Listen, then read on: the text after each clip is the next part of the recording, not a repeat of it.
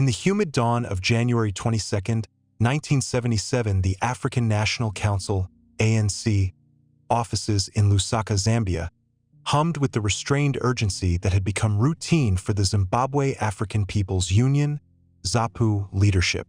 Lusaka was more than a capital. It was the nerve center of the Liberation War against Rhodesian white minority rule. Under the wary but protective eye of President Kenneth Kaunda, the city sheltered ZAPU's political headquarters, the Zimbabwe People's Revolutionary Army, ZIPRA, training coordinators, and a labyrinth of support systems and safe houses. Kaunda's position was precarious. He supported the liberation movements morally and logistically, but hosting them made Zambia a frontline state and a direct target of Rhodesian aggression. Thus, this sanctuary was riddled with shadows. Rhodesian Central Intelligence Organization, CIO agents, often disguised as businessmen or aid workers, mingled with South Africa's Bureau of State Security, BOSS, operatives, Eastern Bloc military advisors, and Western diplomatic observers. Each group pursued agendas that turned every alley, every telephone line, and every mail drop into a potential kill zone, a theater of Cold War-era proxy espionage. The atmosphere was one of perpetual paranoia, a necessary condition for survival in the struggle. At the heart of this vortex stood Jason Ziyaphapha Moyo, ZIPRA's commander and ZAPU's administrative genius. Moyo was no armchair revolutionary. Born in Kezi, he possessed a rare blend of political acumen and logistical mastery. He had engineered ZIPRA from scattered, enthusiastic recruits into a disciplined, professional force, securing crucial backing from the Soviet Union and Cuba. This training transformed an initial guerrilla force into a proto-conventional army, equipped not just with light arms, but with artillery and even training on MiG fighter simulators in Soviet-aligned countries. Moyo's vision was to create a force capable not just of hit-and-run raids, but of holding and defending liberated territory, an operational blueprint that fundamentally terrified the Rhodesian security establishment. His office at the ANC building was less a political suite and more a forward command post. Here, strategy met logistics. Topographical maps of infiltration routes from Zambia and Botswana were pinned beside meticulously updated lists of ammunition shipments and recruits awaiting transport to training camps in Tanzania or Angola. The CIO had marked him for elimination months earlier, recognizing him as the strategic engine of ZIPRA, second only to the political figurehead Joshua Nkomo. Their objectives were clinical: decapitate ZIPRA's field operations, sever the critical Soviet supply line, disrupt ZAPU's political cohesion, and, if fortunate, seize intelligence from the blast radius of his office. Moyo's removal, they calculated, would buy the beleaguered Rhodesian state precious months, if not a year, of stability. The weapon chosen was a Parcel bomb, a CIO specialty for its deniability and precision. It was designed to maximize lethality while minimizing the evidence of state involvement. Disguised as mail from Botswana, a neutral conduit often used for genuine correspondence and personal letters, the package exploited Moyo's personal vulnerabilities, a technique known in intelligence circles as red teaming a target's human element. Intelligence dossiers, compiled through months of intense surveillance, revealed a woman he knew, perhaps a former associate or romantic link from his early political days. Her name was forged onto the sender's label. This was no random lure. CIO psychologists, specializing in revolutionary leadership profiling, calculated that a love letter or a personal note would effortlessly bypass aids and security protocols. Official, weighty dispatches were rigorously vetted by secretaries and intelligence officers like Dumiso Debengwa. But personal notes, especially those evoking intimacy in a dehumanizing war, demanded privacy and were usually opened by the recipient alone. Moyo, trusting the familiar handwriting, postmark, or perhaps a sudden flash of sentimentality, would open it himself, sealing his fate. The package contained a military-grade charge, likely Semtex or RDX equivalent, packed into a hollowed-out book or a cassette case, a sophisticated, pressure-sensitive device. That morning, the parcel arrived amid the usual influx of political mail, courier documents, and propaganda leaflets. Eyewitness accounts vary slightly, but the sequence is tragically clear. Moyo received it directly, perhaps excusing a staffer with a casual wave or a nod. He retreated to his desk, likely intending to deal with the private matter before the morning's operational briefings. As he sat, he used a letter opener to slit the envelope. The explosion was instantaneous, a compact, high-velocity charge. The blast wave did not just shatter glass. It shredded the room, hurling shrapnel through flesh and furniture with terrifying efficiency. Moyo bore the devastating brunt. His chest and abdomen were eviscerated. Blood pooled rapidly as stunned colleagues rushed into the smoke-filled ruins. Dumiso Debengwa, ZAPU's chief of intelligence, who had been nearby, sustained painful leg wounds while instinctively shielding others. Como, a crucial ZAPU figure and future vice president of Zimbabwe, was peppered with fragments but survived due to the distribution of the blast. The bomb's design, a focused upward charge, confirmed the clinical intent, not just to kill Moyo, but to maim the leadership in one strike, creating operational paralysis. Rushed to the University Teaching Hospital, UTH, through the chaos of Lusaka traffic, Moyo clung to life for minutes, reportedly whispering final, urgent instructions to Debengwa and other comrades before succumbing to catastrophic injuries. The parcel, meant as a whisper of affection, had become an instrument of state terror, delivered with cold-blooded psychological precision. Zambian police and ZAPU investigators pieced together the forensics swiftly. Residue pointed to professional construction, detonator wires, pressure-sensitive triggers, and specific plastic explosives impossible for an internal rival to acquire. Fingerprints led nowhere, erased by Rhodesian CIO tradecraft.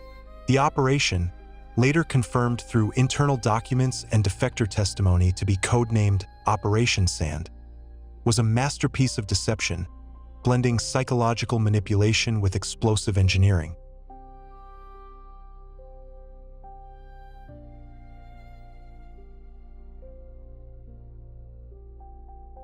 The assassination of Jason Moyo was no impulsive strike. It was the pinnacle of a Rhodesian state strategy of transnational elimination. By 1977, Ian Smith's regime was hemorrhaging manpower and morale, facing escalating incursions from both ZIPRA and ZANU's ZANLA forces. Moyo's ZIPRA specifically posed an existential threat. Its advanced Soviet-backed training, its logistical sophistication, and its evolving capability to project power had made it the military wing the CIO feared most. Decapitation of the leadership was not merely an option, it became official policy. The CIO, under the ruthless direction of its Director General Ken Flower, orchestrated a variety of dirty war tactics that included poisoned wells, indiscriminate camp bombings, and highly targeted, politically motivated killings across Zambia and Mozambique. Operation Sand began months earlier with extensive, high-cost surveillance. Agents in Lusaka, often embedded within expatriate communities, posed as journalists, aid workers, or technicians, meticulously mapping Moyo's routines, security posture, and social contacts. The crucial breakthrough came from intercepting mail, noting that Botswana served as a secure, neutral relay for personal, intimate letters. A female acquaintance of Moyo, a historical figure whose identity remains protected in redacted declassified files, was selected for impersonation. The bomb itself was assembled in Salisbury, now Harare, by a specialist CIO technical unit. The device was not crude, it was highly sophisticated. Plastic explosives were meticulously molded into the casing of a standard audio cassette player, wired to a pressure-sensitive circuit that would activate the detonator upon the package's final opening. This level of technical sophistication provided the Rhodesian state with critical deniability, linking the design to state-sponsored security services rather than internal ZAPU factionalism. The device was smuggled across the border, potentially via a diplomatic pouch or through a network of highly bribed couriers, successfully evading Zambian customs checks. The psychological edge was, as planned, the key to success. Moyo, a disciplined commander, screened official military and political mail rigorously. But a package from an old contact? It tapped into his humanity, his residual trust, and the desire for normalcy in a dehumanizing struggle. He opened it alone, and in doing so, he removed the layers of security that protected the entire ZAPU High Command. The blast's targeted force, calibrated to be equivalent to a hand grenade, ensured lethality while minimizing surrounding structural damage, preserving the initial, false narrative of an accident or internal error. Rhodesian propaganda machines instantly spun the incident, painting it as a result of ZAPU infighting exacerbated by tribal rivalries between the Ndebele-dominated core and Shona allies. Ian Smith himself denied any government involvement, a predictable lie. Yet the truth leaked quickly. President Kaunda, enraged by the violation of Zambian sovereignty, expelled suspected CIO assets and tightened security across the frontline states. Internally, ZAPU reeled, but did not collapse. Moyo's death created a monumental void. Who would now coordinate the massive Soviet arms drops? Who would manage the intricate diplomacy? The CIO had hoped the vacuum would fracture ZAPU along ethnic lines. The plot targeted Komu's ability to lead by removing his most indispensable Ndebele military deputy, aiming to trigger a Shonan Ndebele political crisis. Crucially, Moyo's legacy was unity. He had consistently worked to bridge tribal divides, forging a non-tribal nationalist base within ZIPRA, which helped frustrate the Rhodesian tribal exploitation strategy. The operation fit a clear, dark pattern of state-sponsored terror. It followed the 1975 car bomb assassination of Herbert Chitepo, ZANU's chairman, also in Lusaka, and the Parcel bomb killing of ANC activist Abraham Tiro in Botswana. Moyo was the biggest prize to date. Declassified CIO memos and later Truth Commission testimonies reveal the heavy cost and the justification used by Salisbury. The loss of one compromised agent was considered a worthwhile trade for the removal of ZIPRA's architect. The bomb's sophistication, including possible anti-tamper or remote arming features, underscored Rhodesia's technical collaboration, borrowed from mentors in South Africa and even Israel. In Lusaka's aftermath, funerals transcended mere mourning. They became massive anti-Rhodesian rallies. Moyo's body, draped in ZAPU colors, drew thousands. Speeches vowed vengeance and redoubled commitment. ZIPRA recruitment surged across the region. Guerrillas famously inscribed the rallying cry for Jason on their rifles. The personal betrayal inherent in the love letter plot fueled a profound rage, transforming grief into an unbreakable, violent resolve.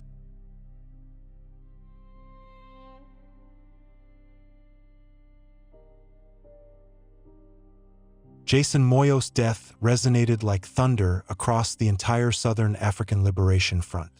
His body was initially buried with full military honors in Lusaka's Leopard's Hill Cemetery, a hallowed ground for exiled freedom fighters, immediately becoming a pilgrimage site.